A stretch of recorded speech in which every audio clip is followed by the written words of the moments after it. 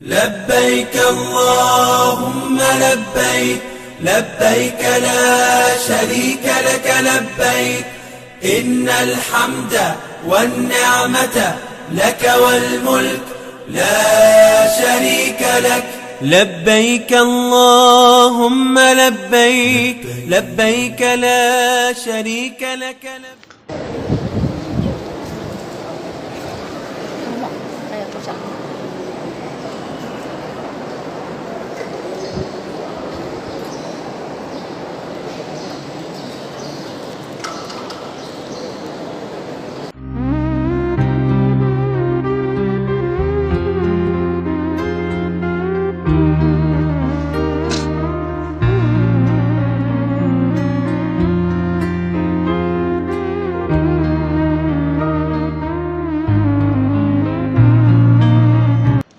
Bismillahirrahmanirrahim. Assalamualaikum warahmatullahi wabarakatuh. Alhamdulillah hamdan katsiran thayyiban mubarakan fi kama yuhibbuna wa yadhlah. Wassalatu wassalamu ala Rasulillah wa ala alihi wa ashabihi wa man tabi'ahum bi ihsanin ila yaumil wa ba'd.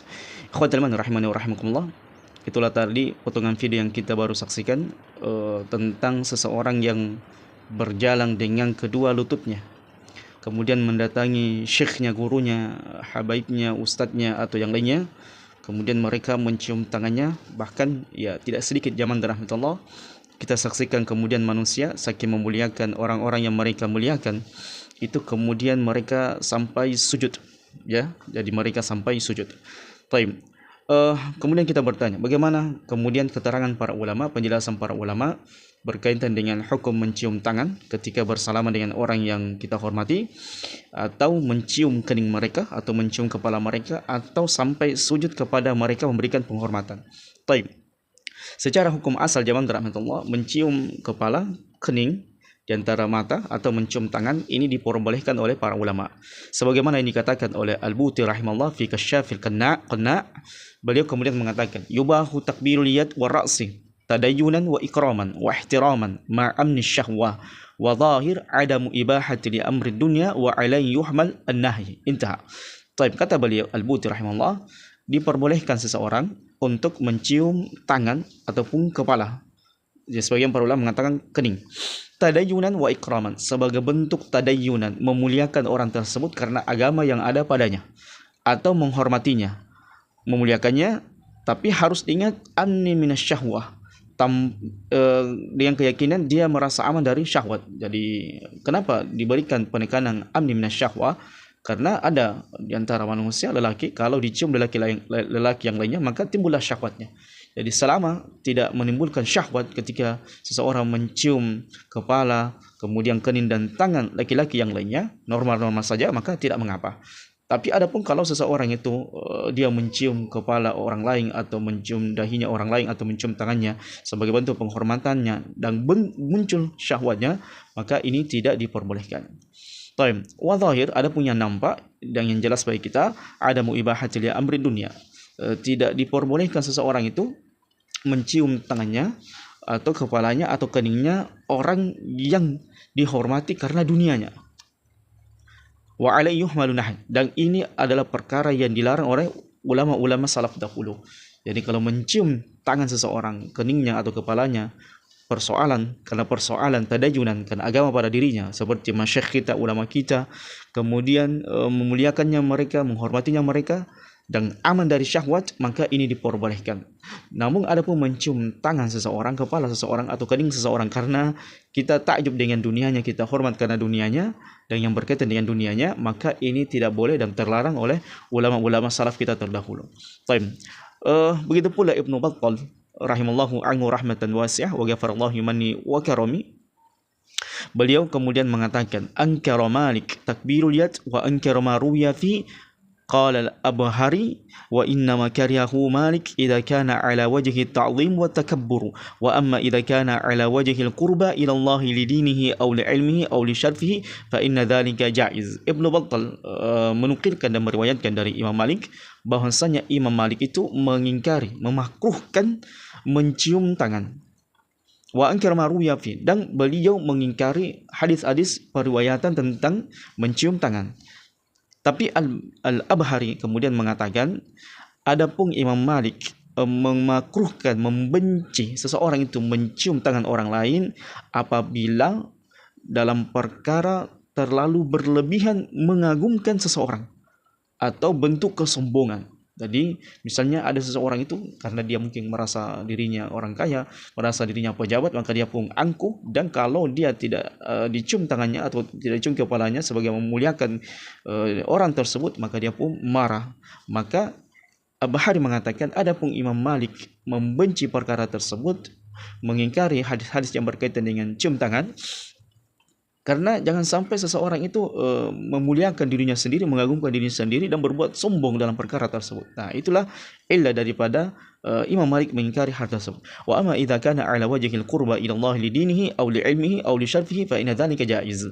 Adapun kalau seseorang itu mencium tangan orang lain atau mencium kepalanya atau mencium keningnya sebagai bentuk mendekatkan diri kepada Allah Subhanahu wa taala, yang karena berkaitan dengan agama seseorang atau ilmu seseorang atau kemuliaan seseorang yang berkaitan dengan agamanya, fa inna dzalika jaiz, maka perkara tersebut dibolehkan insyaallah taala.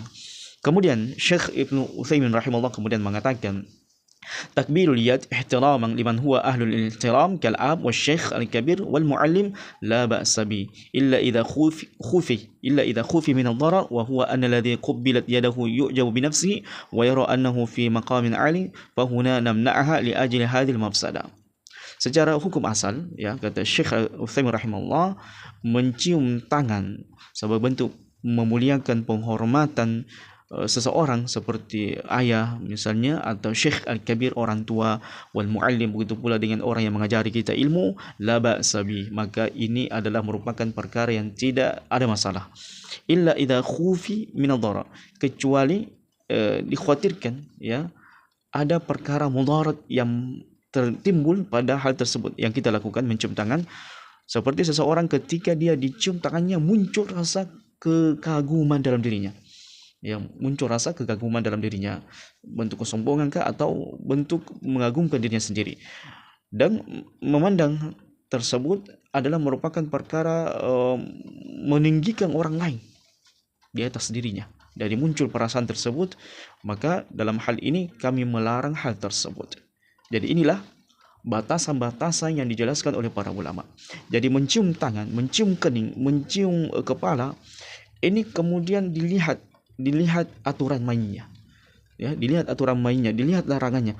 Kalau aman dari syahwat, kemudian tidak ada muncul perasaan takabbur, kesombongan dalam diri kita, kemudian seolah-olah yang lainnya itu adalah orang rendahan, maka tidak mengapa. Kemudian yang ketiga adalah tidak bolehnya mencium tangan atau kepala atau kening seseorang, memuliakannya karena berkaitan dengan dunianya, tapi kita mencium, memuliakan orang tersebut karena sesuatu yang berkaitan dengan agamanya atau yang berkaitan dengan kemuliaan yang ada pada dirinya yang berkaitan dengan agama Allah Subhanahu wa taala.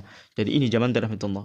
Jadi ketika antum ingin mencium tangan orang lain atau mencium kepalanya atau mencium keningnya, maka perhatikan jangan sampai kemudian kita melakukan hal-hal yang dilarang oleh Allah Subhanahu wa taala dan Rasulnya sallallahu alaihi wasallam. Di antaranya adalah guluh berlebihan dalam perkara tersebut. Kemudian yang kedua zaman rahmatullah, itu tadi berkaitan mencium tangan, mencium kening dan mencium kepala. Bagaimana kemudian mencium kaki? Ya, jadi tidak sedikit orang yang melihat orang lain itu, apakah dia seorang orang tuanya, kedua orang tuanya atau syekhnya atau gurunya, itu sampai kemudian mencium kaki. Bagaimana Islam memandang hal tersebut? Ternyata zaman rahmatullah memuliakan seseorang, memberikan penghormatan, kemuliaan kepada seseorang sampai sujud, maka ini dilarang. Dan sujud ada dua zaman rahmatullah. Ada sujud yang berkaitan dengan ibadah, maka ini hukumnya seseorang bisa berbuat kesyirikan kepada Allah Subhanahu wa taala. Misalnya dia mengagungkan seseorang, dia memuliakan seseorang, kemudian saking memuliakannya, saking menghormatinya, mereka kemudian sujud kepada orang tersebut sebagai bentuk peribadatan kepadanya, maka ini dihukumi kafir. Mereka melakukan kesyirik akbar kepada Allah Subhanahu wa taala. Kemudian ada yang kedua, yaitu sujud memuliakan orang lain, ya, sebagaimana kisah Nabi Yusuf alaihissalatu wassalam, tatkala mereka menampakkan orang tuanya di singgasana, kharru lahu sujada, maka Yusuf dan saudara-saudaranya itu kemudian sujud di hadapan orang tuanya, memuliakan orang tuanya. Taib. Sebagaimana juga para malaikat diperintah Allah Subhanahu wa taala, wa qulna lil malaikati isjudu li Adam fasajadu illa iblis. Dan ingatlah ketika kami memerintahkan kepada malaikat untuk sujud kepada Nabi Adam, maka mereka pun sujud kepada Nabi Adam alaihissalatu wassalam, bukan dalam konteks ibadah tapi konteks ihtiraman wa takriman, penghormatan, memuliakan Nabi Adam alaihissalatu wassalam. Maka dijelaskan oleh para ulama, sujudnya Yusuf beserta dengan saudaranya, begitu pula sujudnya para malaikat beserta malaikat yang lainnya, ini adalah merupakan sujud penghormatan, memuliakan, bukan sujud dalam perkara ibadah. Karena sujud perkara ibadah ini hanya milik Allah Subhanahu wa taala. Kemudian yang kedua, kharru lahu sujada, ini adalah merupakan syariatnya dahulu Nabi Yusuf alaihissalatu wassalam dan orang-orang terdahulu, di mana mereka ketika memuliakan orang lain maka mereka pun sujud sebagai bentuk penghormatan. Dan kemudian datang Nabi kita alaihissalatu wassalam, kemudian sujud seperti ini kemudian dilarang oleh Nabi alaihissalatu wassalam, diharamkan oleh Nabi alaihissalatu wassalam.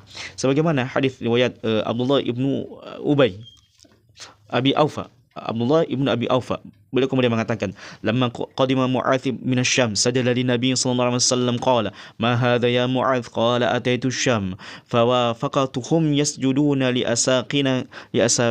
asafatihim wa batariqatihim لأساقفتهم وبطارقتهم فوجدت في نفسي أن نفعل ذلك بك فقال رسول الله صلى الله عليه وسلم فلا تفعلوا فإني لو كنت آمرا أحدا أن يسجد لغير الله لأمرت المرأة أن تسجد لزوجها والذي نفس محمد بيده لا تؤدي المرأة حق ربها حتى تؤدي حق زوجها رواه ابن ماجه وحسنه الباني رحمه الله.